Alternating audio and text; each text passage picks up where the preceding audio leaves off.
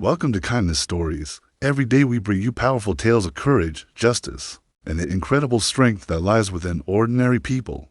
If you believe in standing up for what's right and love stories that inspire, you're in the right place.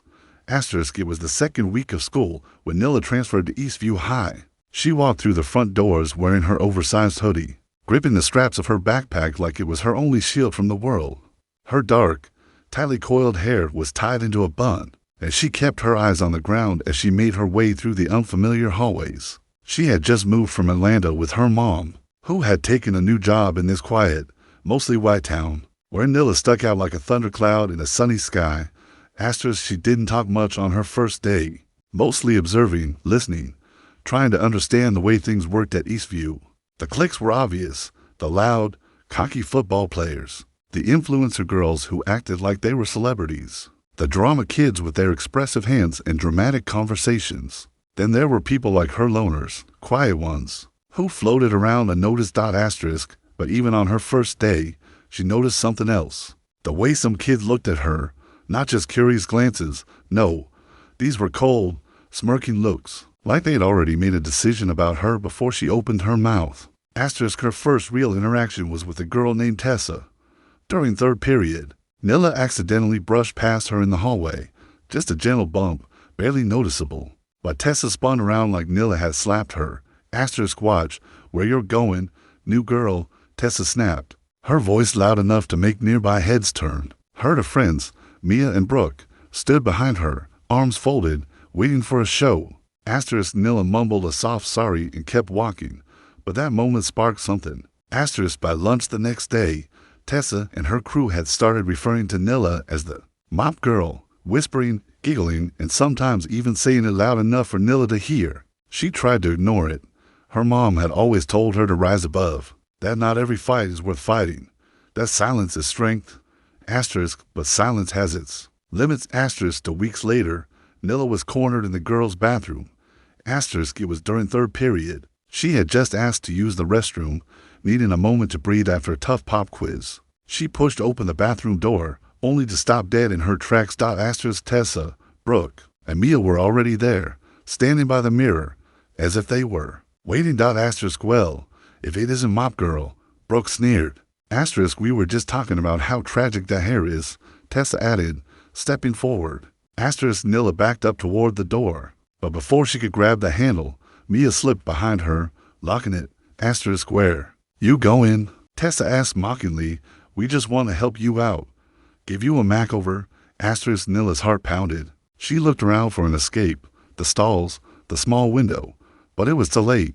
In one sudden motion, Brooke lunged forward and yanked Nyla's hoodie back, exposing her bun. Before Nyla could react, she felt scissors slicing through strands of her hair. No. She screamed, twisting away, but the girls were on her like vultures. Hold her still, Tessa commanded, and Mia grabbed Nyla's arms. It was like her worst nightmare come to life. Her hair, her pride, her culture, her identity being hacked off by a girl who thought it was funny. Then something snapped inside Nyla. Maybe it was the sound of her own scream echoing in the tiled bathroom. Maybe it was the look of glee on Tessa's face as she held up a chunk of Nyla's hair like a trophy. Maybe it was the years of holding things in, of being told to be quiet, to rise above, to take the high road. Nyla yanked her arms free and shoved Mia back so hard she crashed into the stall door. The scissors clattered to the floor. Tessa barely had time to react before Nyla grabbed her by the collar, spun her round, and slammed her against the sink. The mirror behind them shook. Brooke shrieked and tried to jump in, but Nyla turned with a fire in her eyes that stopped her cold. Come on. Then, Nyla said through gritted teeth, you want to do this? Let's do this. Brooke froze. Tessa stumbled away from the sink, coughing. You're crazy, she hissed, holding her shoulder. Nyla stood her ground. Her hands were shaking, her breath ragged, but her eyes were locked on all three of them. Leave me alone, she said, or next time, I won't stop at the sink. The silence that followed was heavier than the air before a storm. The girls backed toward the door. Tessa unlocked it with trembling fingers. Without another word, they fled. Nyla stood alone, shaking, Her hair was a mess, uneven, parts of it missing. She stared at her reflection.